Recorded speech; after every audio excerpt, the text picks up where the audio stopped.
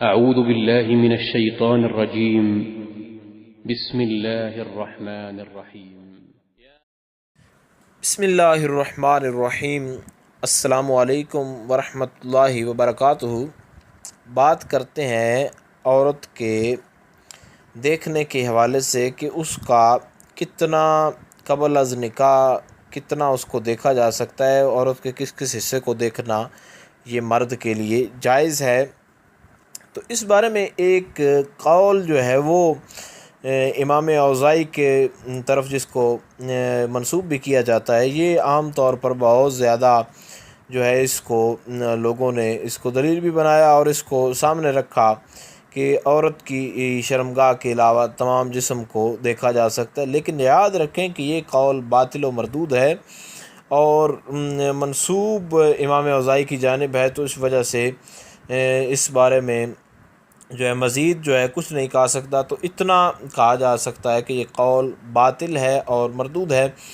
تو مشہور جو اس بارے میں دو قول ہیں، ان میں سے ایک تو میں نے آپ کو یہ بتا دیا امام اوزاعی کا ہے، لیکن اختلاف ائمہ اس میں پایا جاتا ہے اور دو قول جو ہیں وہ مشہور، اور جمہور جو ہے نا، جمہور کا بیان جو ہے، جمہور کے نزدیک اس کا جواز چہرہ اور ہتھیلیاں ہیں، جبکہ باقی جسم کو نہیں دیکھا جا سکتا۔ دوبارہ سن لیں کہ عورت کے جسم میں سے اس کا صرف چہرہ اور اس کے ہاتھ دیکھنا، اس کی ہتھیلیاں دیکھنا یہ جائز ہے، باقی اس سے دیکھنا یہ جائز نہیں ہے۔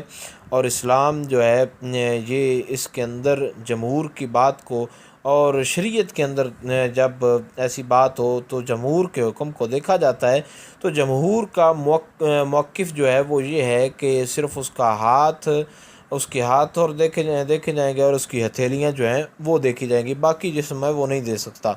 تو امید ہے کہ آپ کو مکمل طور پر اس بات کی سمجھ آ گئی ہوگی۔ مزید اگر عورت کے دیکھنے کے حوالے سے کوئی مسئلہ ہو تو آپ اپنی دوسری ویڈیو میں دیکھ سکتے ہیں، وہاں پر مکمل طور پر تفصیل موجود ہے۔ امید ہے کہ آپ کو مکمل سمجھ آ گئی ہوگی۔ اگر مزید پھر بھی کوئی مسئلہ ہو تو آپ نیچے کامنٹ میں پوچھ سکتے ہیں۔ السلام علیکم ورحمۃ اللہ وبرکاتہ۔